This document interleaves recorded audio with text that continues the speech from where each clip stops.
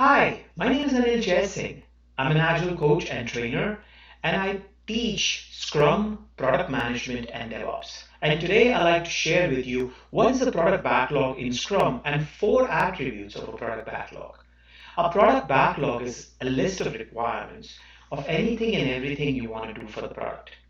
As an example, if I want to create a product backlog for doing home chores at home, I would create a list, and the list would look something like this. I want to clean my desk. I want to clean my office. And then I like to do laundry. Now, these are the items that I would like to focus on and work on. That is what a product backlog looks like. I like to also share with you four attributes of a product backlog. And in order to do so, I like to invite you to grab a BMW. A BMW stands for blank material for writing. Go ahead and grab a BMW and also grab a pen. If you like to pause the video to go and grab these materials now, go ahead and do so. When you have the BMW, I like you to fold it in half. And then fold it one more time. When you open it up, you will see four cells of the BMW that you can write on. Very similar to the four cells that I've created using the tape.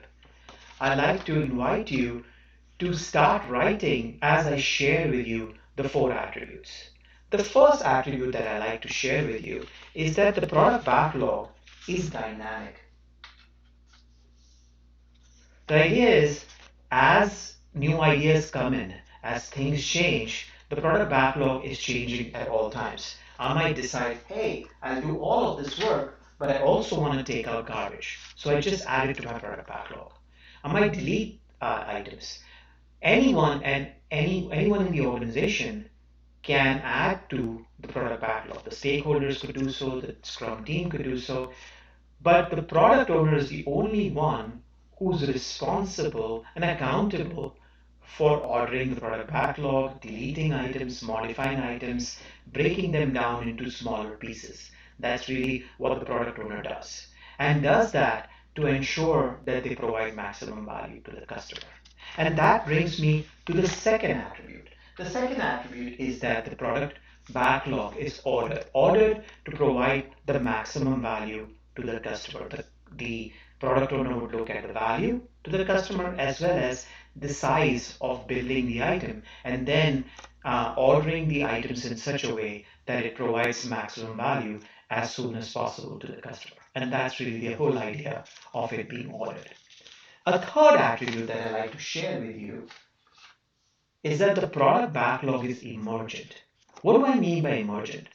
See, Netflix, when it started, it was a DVD rental mailing service. As market conditions got better, as technology changed, as customer demands changed, they also had started a video streaming unit. Over time, they realized that all they needed was video streaming unit and potentially more content. And in order to get more content, they partnered with third-party production houses as well as create their own content by creating their own production house. So eventually, they moved into becoming a global distribution giant for movies and shows. And that's really what they are today. So the product has emerged over time, and for the product to emerge, the requirements in the product backlog need to emerge. And that's the whole idea of emergent. And then finally, I like to share with you that the product backlog is a single source of anything and everything that needs to be done for the product. Could contain blue sky ideas, features, technical tasks, user stories, bugs, anything and everything that needs to be done for the product resides in the product backlog. I was once working for a very large bank, and they were working on building a client onboarding platform that they needed to ship to external regulators, and they had a very tight deadline. They had a very large team. The stakeholders I noticed were putting blue sky ideas into a spreadsheet. The product owner would add features that they would want done in the next few sprints, in a tool called a product backlog that they call the product backlog. The technology team, as they were being pushed for deadlines, they were making quality issues, challenges, and those quality issues they would log into a separate spreadsheet. And finally, the users using the system would log bugs in a bug reporting system. Now, as I noticed, what the product owner had to do was really look through all of these systems and really had no bandwidth to make that happen in an effective way. So I brought all of these items together in one place, which I call product backlog. And now the product back owner had the ability to delete a lot of items that were not required, was able to modify things, was able to order it in such a way that they provide maximum value. And that's the value of the product backlog being a single source. Now, I understand that you actually captured these four attributes for the product backlog that you can take away and use with your team and your organization. If you like this video and you would like to see a few more of these and more content, head over to www.conceptsandbeyond.com. You could also scan this QR code, which will take you there.